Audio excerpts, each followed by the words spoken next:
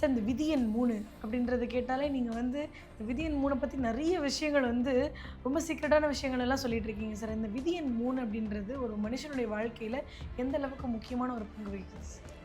அதே number விதியன். விதியன் means தேதி, மாதம், வருஷம். இங்கே விதி. இது மூணுத்தையும் கூட்டு வர்றது கடைசி கூட்டு எண்ணு தான் விதியன். ம். அந்த இடத்துல நீங்கள் சொல்கிற மாதிரி தேதியில் 3 இருக்குது. அப்படி ஒரு பவர்ஃபுல்லாக இருப்பாங்க. ம்.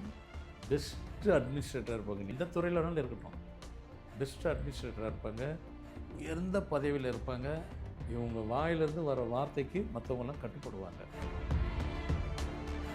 விதியனில் வந்துட்டு ஸ்ட்ராங்காக யார் யாருக்கெல்லாம் இருக்கோ, நம்பர் ஸ்ட்ராங்காக இருக்கிறது இல்லை, அதை தாங்கி இருக்கிறவங்க ஸ்ட்ராங்காக இருப்பாங்க. ம். தோக்கவே மாட்டாங்க அவங்களாம். அதுக்கு தான் விதியன் மட்டும் எல்லாத்துக்கும் ஸ்ட்ராங்காக இருக்கணும்னு சொல்கிறது முடிய நோக்கமே அதுதான். இப்போ விதியன் 3 இருக்கும்போது இந்த ட்ராபேக்ஸ் வந்துடும். வீட்லேயும் சொல்கிறது மதிப்பு இருக்காது. அது லேடிஸு ஜென்ட்ஸ் யாராக இருந்தாலும் சரி. ஜெயிக்கணும்னா என்ன பண்ணணும்? அதுதான் ஜெயிக்கணும் அப்படின்னு அங்கே உள்ளவங்களாம் சொல்கிறாங்க. விதியனில் 3 இருக்கிறவங்க நாங்கள் ஜெயிக்கணும். இத்தனை வருஷம் நாங்கள் அப்படி கொடி கட்டி பிறந்தோம். இத்தனை வருஷம் எங்களுக்கு அவ்வளோ வார்த்தைக்கு வேல்யூ இருந்தது. ம். இப்போ அது இல்லைன்னாக்கா எப்படி இருக்கும்? ஸ்ட்ரெஸ் இருக்கும். அதெல்லாம் அதுவும் இயற்கை தானே. ஏங்க எல்லாமே மனுஷன் தானேங்க.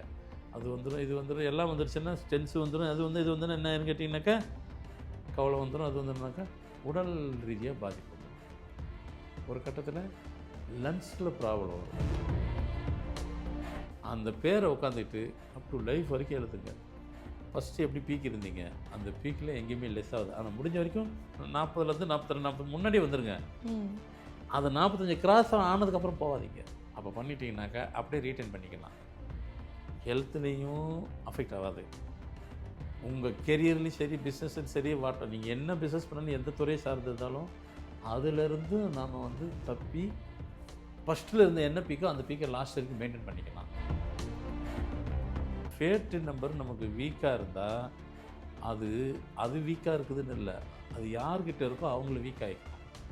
அது வந்துட்டு உடல் ரீதியாகவும் வீக் ஆகிரும், மன ரீதியாகவும் வைக்கிறது, பண ரீதியாக வீக் ஆகிடுது. ஃபிசிக்கலி, மென்டலி, ஃபினான்ஷியலி 3 ஆஸ்பெக்ட்ஸ்லையும் நம்மளை வீக் பண்ணி விட்டுட்டு நம்மளை எந்த அளவுக்கு டிஸ்டர்ப் பண்ணணுமோ பண்ணிடும். பண்ணாமல் இருக்கிறதுக்கு பேரை எழுதுங்க, லாஸ்ட் வரைக்கும் எழுதணும். இவ்வளோ நாள் தான், அவ்வளோ நாள்லாம் இல்லை. எழுதும்போது டியூன் பண்ணும்போது நம்மளை தான் சொல்லுவோமே, நம்ம ஃபார்மட்டு பேர் எப்போ ஸ்டார்ட் பண்ணுறீங்களோ டே 1லேருந்தே பவர் உங்களுக்கு கனெக்ட் ஆகும்.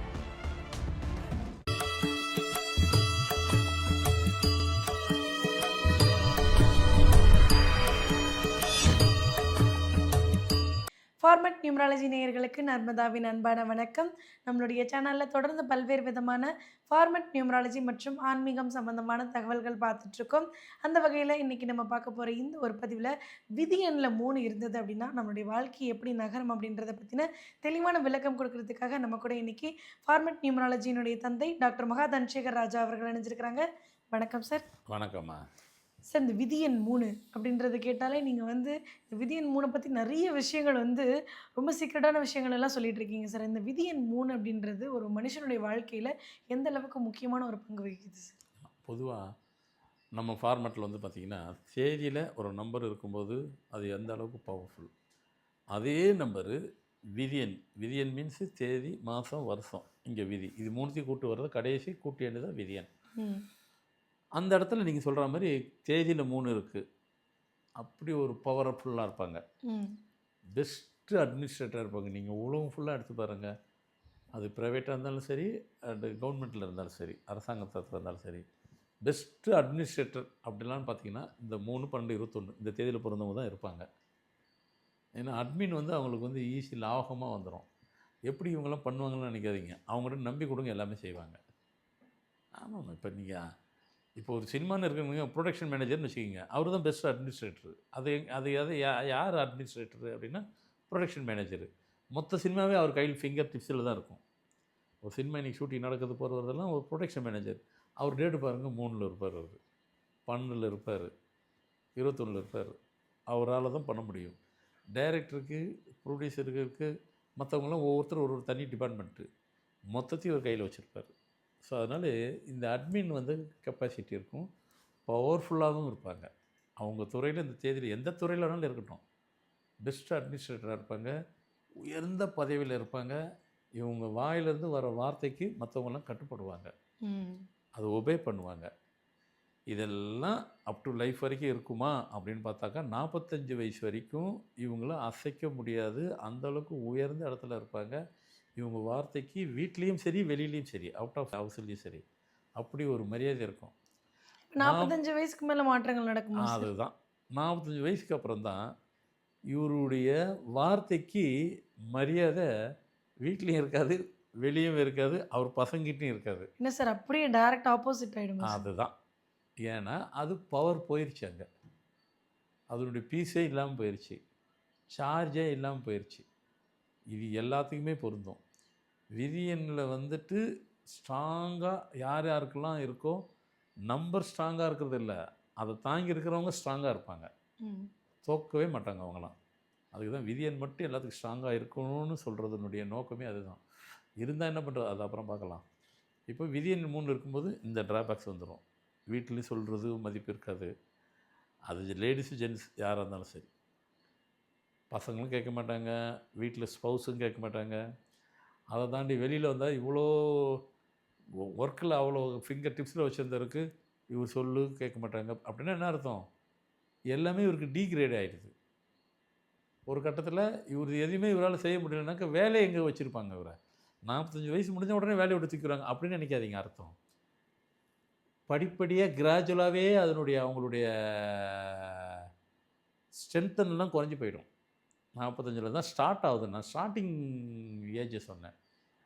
45 இப்போ 50 வயசு ஆயிடுச்சு. இந்த ஃபஸ்ட்டு இருந்த வேல்யூ இப்போ இல்லைங்க. வேலையும் சரியாக பழசு இருந்த ஒரு பீக்னஸ் இல்லைங்க. உடலும் தொந்தரவு கொடுக்குதுங்க. இப்படின்ட்டு அது என்றைக்கு வீக்கோ அது எல்லாத்தையுமே வீக்னஸ் பண்ணிடும். இப்படியே எல்லா இடத்துலையும் போய் பிஸ்னஸ் பண்ணுறாங்க, பீக்கில் இருப்பாங்க, பிஸ்னஸ் அப்படியே டவுன்ஃபால் ஆகிரும். நீங்கள் எந்த துறை, அதுதான் முதல்ல சொன்னேன், எந்த துறையில் இருக்கிறீங்களோ, எந்த துறையில் இருந்தாலும் அது உங்களுக்கு டவுன்ஃபால் நோக்கி அது எதை நோக்கி போகுதுனாக்கா கோஸ் டு டவுன்ஃபால் தான்.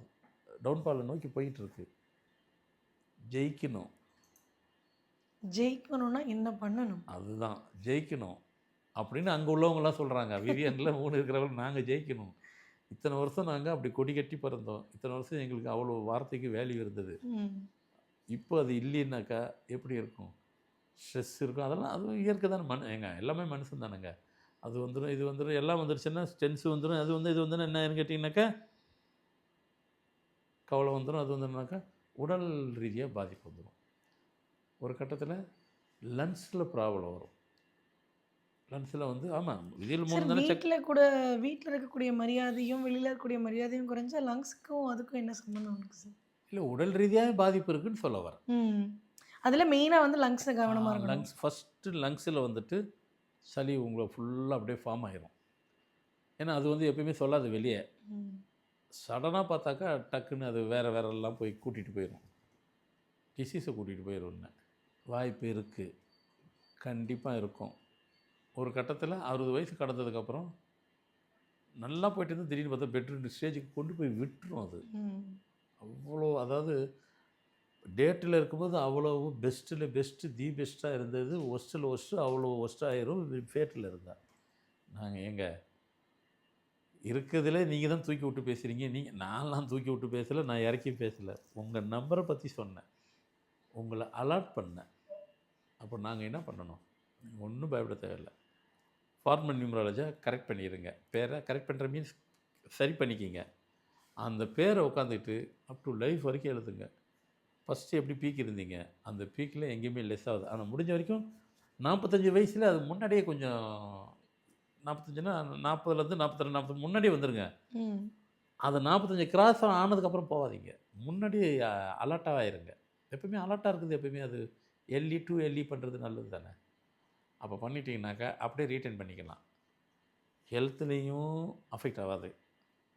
உங்கள் கெரியர்லேயும் சரி, பிஸ்னஸ்லையும் சரி, நீங்கள் என்ன பிஸ்னஸ் பண்ணணும், எந்த துறையை சார்ந்திருந்தாலும் அதிலிருந்து நாம் வந்து தப்பி ஃபஸ்ட்டில் இருந்த என்ன பீக்கோ அந்த பீக்கை லாஸ்ட் வரைக்கும் மெயின்டைன் பண்ணிக்கலாம். அப்படின்னா நீங்கள் என்ன புரிஞ்சிக்க வர்றது அப்படின்னு பார்த்தாக்கா, ஃபேட்டு நம்பர் நமக்கு வீக்காக இருந்தால் அது வீக்காக இருக்குதுன்னு இல்லை, அது யார்கிட்ட இருக்கோ அவங்கள வீக் ஆகிக்கிறோம். அது வந்துட்டு உடல் ரீதியாகவும் வீக் ஆகிரும், மன ரீதியாகவும் வைக்கிறது, பண ரீதியாக வீக் ஆகிக்கிறது. ஃபிசிக்கலி, மென்டலி, ஃபினான்ஷியலி 3 ஆஸ்பெக்ட்ஸ்லையும் நம்மளை வீக் பண்ணி விட்டுட்டு நம்மளை எந்த அளவுக்கு டிஸ்டர்ப் பண்ணாமல் பண்ணிடும். பண்ணாமல் இருக்கிறதுக்கு பேரை எழுதுங்க, லாஸ்ட் வரைக்கும் எழுதணும். இவ்வளோ நாள் தான், அவ்வளோ நாள்லாம் இல்லை. எழுதும்போது டியூன் பண்ணும்போது நம்மள தான் சொல்லுவோமே, நம்ம ஃபார்மெட்டு பேர் எப்போ ஸ்டார்ட் பண்ணுறீங்களோ டே ஒன்லேருந்தே பவர் உங்களுக்கு கனெக்ட் ஆகிடும். சார்ஜ் தாங்க, பேட்ரி சார்ஜ் தான். சார்ஜ் போட்டிங்களா? போட்டேங்க, சரியாக போயிடுச்சிங்க. இப்போ வேலை செய்ய பாருங்கள். எதுக்காக போட்டிங்களோ அது. இப்போ நீங்கள் உங்களுக்கு சார்ஜுக்கு பண்ணியாச்சு, ஃபஸ்ட் கிளாஸ் ஆகிடுறீங்க, ஒரே பண்ண வேண்டாம். இப்போதைக்கு நான் சொன்னது வெறும் 3, 12, 21, 30 மட்டும்தான் சொன்னேன். இது மாதிரி எல்லா நம்பருக்கும் பொருந்தும் இது. யார் யாருக்கெல்லாம்னு அது இன்னொரு எபிசோடில் வச்சுக்கலாம். கண்டிப்பாக யார் யாருக்கெல்லாம் இப்படி இருக்கோ அவங்க எல்லாம் அதை ஃபாலோ பண்ணுவாங்கன்னு நினைக்கிறேன். அவங்களுக்கு யூஸ்ஃபுல்லாக இருக்கும்னு நினைக்கிறேன். கண்டிப்பாக சார். விதி எண் 3ல் இருக்கக்கூடியவங்களுடைய வாழ்க்கை எப்படி இருக்கும்? என்ன மாதிரியான பிரச்சனைகளை 45 வயசுக்கு மேலே சந்திப்பாங்க? அந்த பிரச்சனையிலேருந்து வெளிவரதுக்கு என்ன மாதிரியான விஷயங்களை ஃபாலோ பண்ணணும் அப்படின்றத பற்றி ரொம்ப தெளிவாக சொன்னீங்க சார். கண்டிப்பாக பார்த்துட்டு இருக்கக்கூடிய நேயர்களுக்கு ரொம்ப பயனுள்ளதாக இருக்கும் நம்புகிறோம். ரொம்ப நன்றி சார். வணக்கம்மா.